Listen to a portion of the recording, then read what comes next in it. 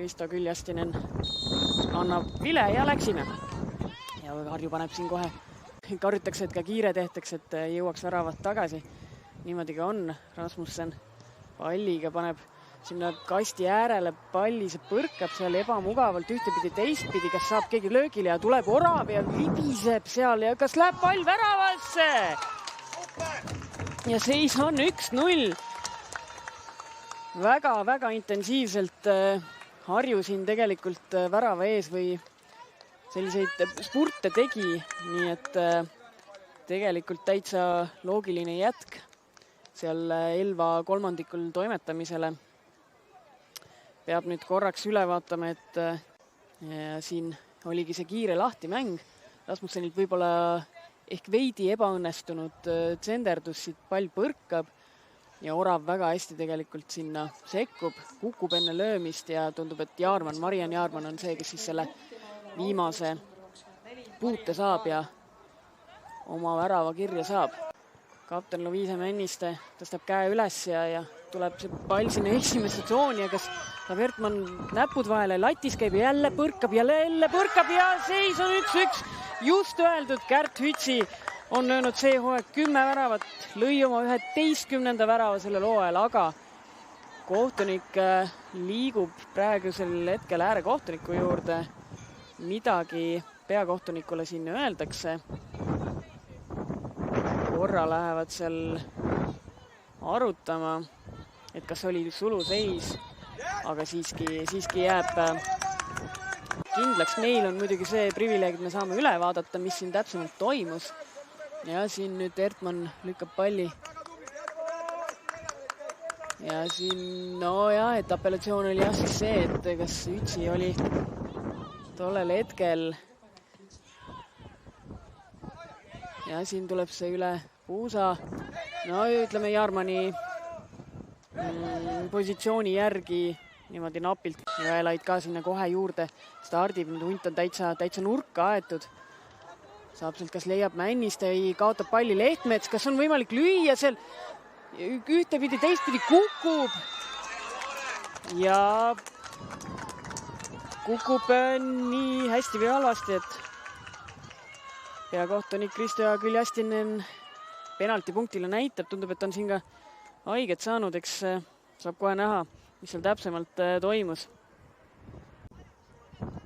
Ja siin jälle see ootlik kõrge press võidab Lehtmets, siin teeb konksu või ütleme suunamuutuse ja tundub, et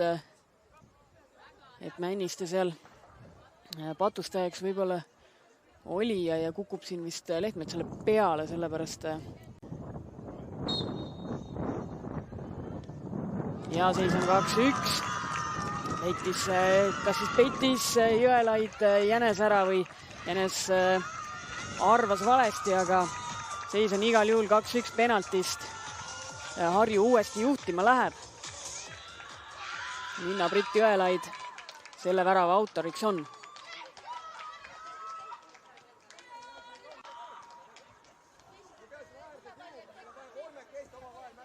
Ja siin, ütleme suhteliselt riskantselt sinna enda poolt paremasse keskmisesse tsooni lükkas, aga ei ole siin teisel poolel kummalgi väravail väga väike ka silmas, aga nüüd teevad siin 1-2 ja Hütsi saab väga vabalt lüüa ja teeb 2-2 seisuks.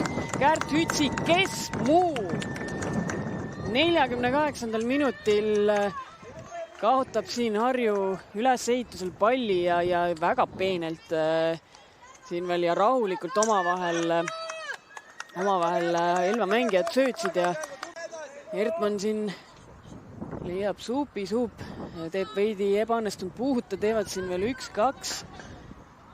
Ei ole seal Svaasepal tegelikult väga palju midagi teha, jäi tema 2-1 vastu ja suuri skeemitamist midagi. Ja saabki liik kohe sellise keskkaitseliku tsenderduse panna sinna ja nüüd pall kastis, aga ei saa keegi väga konkreetselt ja Lehtmets kaugelt lööb! Oi, mis maasika paneb Loore Lehtmets Elva väravasse, seis on 3-2. korra juba tundus, et põrkab see pall ühte ja teist ja kolmandat pidi ja keegi väga konkreetselt ühtegi lööki peale ei saa teha, aga siis tuli Loore Lehtmets, võttis palli omaks ja virutas selle, no kas ristnurka päris, aga päris heasse kohta. Harju on kodus uuesti juhtima läinud. No siin ongi näha, et väga hästi puhtaks ei saa. Lehtmets võtab puute ja teise sammu pealt juba virutab palli, no peaaegu ristnurka, ütleme, et anname talle siis selle. Nõutakse jah siin penaltit, aga siin me näeme hoopis Harju väravat.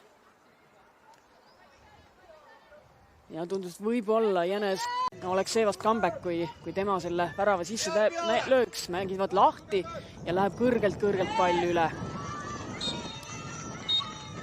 Ja annab peakohtunik Kristo Küljastinen.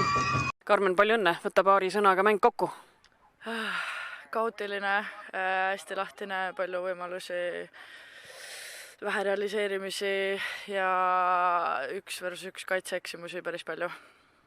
Oli tõesti päris lahtine mäng, et mõlemal võistkonnal seljatagune oli vahepeal päris avatud. Kas sa näed, et see võiks olla mingil hetkel probleem, et kui ise rohkem palli hoida, siis selja taha saab päris palju palle tegelikult löödud ka?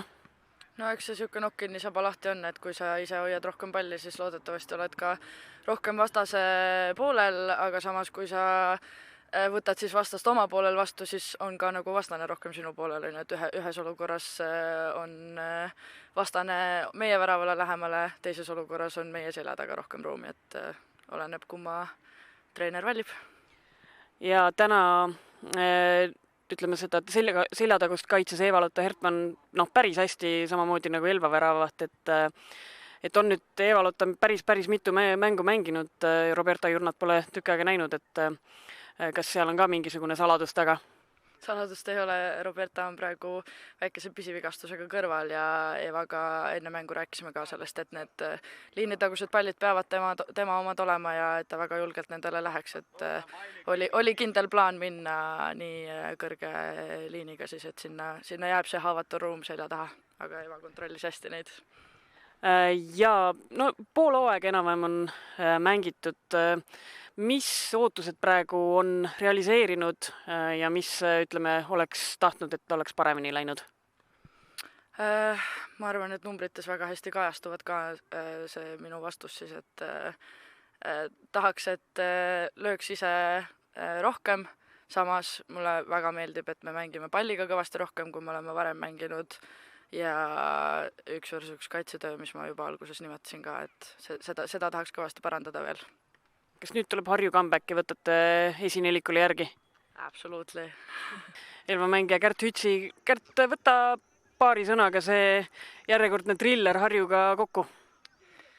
Ma arvan, et täiesti võrdsed lahing selles mõttes, et see mäng oleks võinud mõlemale poole minna, et tegelikult teise poole alguses me saime suht hästi minema, lõime kohe värava tagasi, et seal tegelikult tekkis meil 4-5 võimalust, et ma arvan, et see oli murdepunkt ja ka seal Harju lõime ise tagasi ja siis sealt juba läks natuke rapsimiseks ära selles mõttes ja Harjul tekkis väga palju vasturünnakuid.